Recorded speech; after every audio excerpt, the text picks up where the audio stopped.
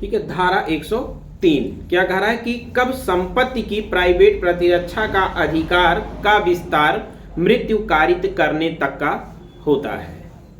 मतलब कौन सी ऐसी परिस्थिति है जब संपत्ति की रक्षा करने के लिए, संपत्ति के विरुद्ध किए जा रहे अपराध के लिए हमलावर की मृत्यु तक कारित की जा सकती है। ये धारा 100 की तरह दिखाई देती है। धारा 100 में शरीर की सुरक्षा के लिए प्राइवेट प्रतिरक्षा के अधिकार में कब मृत्यु कारित किया जा सकता है ये बताया गया। और यहाँ क्या कह रहा है कि कब संपत्ति के विरुद्ध किए जा रहे अपराध के विरुद्ध मृत्यु भी कारित की जा सकती है। तो धारा 103 चार परिस्थितियां बताती है, चार परिस्थितियां बताती है। इन चार परिस्थितियों में या इन चार अपराध की आशंका होने की दशा में अपराधी व्यक्ति की मृत्यु भी कारित की जा सकती है। पहला कह रहा है लूट। अगर किसी व्यक्ति को युक्त आशंका हो गई है कि उसकी कोई संपत्ति लूट कर ली जाएगी, तो ऐसा व्यक्ति हमलावर की या अपराधी व्यक्ति की मृत्यु भी कारित कर सकता है। दूसरा कह रहा है रात्रों गृह भेदन। अगर रात्रों गृह भेदन का कोई अपराध है या उसकी कोई आशंका है या उसका कोई प्रयत्न है तो भी हमलावर की मृत्यु कारित की जा सकती है। तीसरा कह रहा है अग्नि द्वारा रिष्ट। अग्नि द्वारा अगर कोई रिष्ट की जा रही है तो मात्र अग्नि द्वारा रिष्ट की दशा में मृत्यु कारित करने का अधिकार नहीं है। प्री में बहुत बार पूछा जाता है और ऑप्शन में दे देता है अग्नि द्वारा रिष्ट। लेकिन अगर मात्र अग्नि द्वारा रिष्ट लिखा हुआ है तो वहां पर आपको प्राइवेट प्रतिरक्षा के अधिकार में मृत्यु कारित करने का अधिकार नहीं होता है।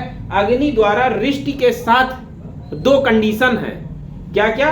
कि ऐसी रिष्ट किसी निर्माण, तंबू या जलयान में किया जाना चाहिए, और ऐसा निर्माण, तंबू या जलयान या तो मानव के आवास के रूप में प्रयोग किया जाना चाहिए या संपत्ति के रख रखाव के लिए प्रयोग किया जाना चाहिए। तब अग्नि द्वारा रिष्टि अगर कारित की जाती है या करने की आशंका है या उसका प्रयत्न है तो ऐसे अपराधी व्यक्ति की प्राइवेट प्रतिरक्षा के अधिकार में मृत्यु भी कारित की जा सकती है। क्या क्या है? कि कोई निर्माण हो या तंबू हो या जलयान हो, और वह निर्माण, तंबू या जलयान या तो आवास के रूप में प्रयोग किया जाता हो या संपत्ति के रख रखाव के लिए प्रयोग किया जाता हो, और उसमें अगर कोई व्यक्ति अग्नि द्वारा रिष्ट कारित करने का अपराध करता है या ऐसी आशंका है या उसका प्रयत्न करता है तो ऐसे व्यक्ति की मृत्यु भी कारित की जा सकती है। और चौथी परिस्थिति क्या कहता है? चोरी, रिष्ट, गृह अतिचार। इन तीन दशाओं में भी हर मामले में मृत्यु कारित करने का अधिकार नहीं है। ये तीन अपराध जो हैं, चोरी, रिष्ट और गृह अतिचार, इन तीनों अपराधों की दशाओं में तभी मृत्यु कारित की जा सकती है जब इस बात की आशंका हो कि अगर प्राइवेट प्रतिरक्षा के अधिकार का प्रयोग नहीं किया गया तो परिणाम क्या होगा? मृत्यु या घोर उपहति। तब वहां पर भी ऐसे हमलावर या अपराधी व्यक्ति की मृत्यु कारित की जा सकती है। तो यहां याद क्या रखना है कि चार परिस्थितियां कौन सी ऐसी हैं जिनमें संपत्ति के विरुद्ध प्राइवेट प्रतिरक्षा के अधिकार में हम मृत्यु भी कारित कर सकते हैं। पहला आया लूट, मतलब लूट के सभी मामले।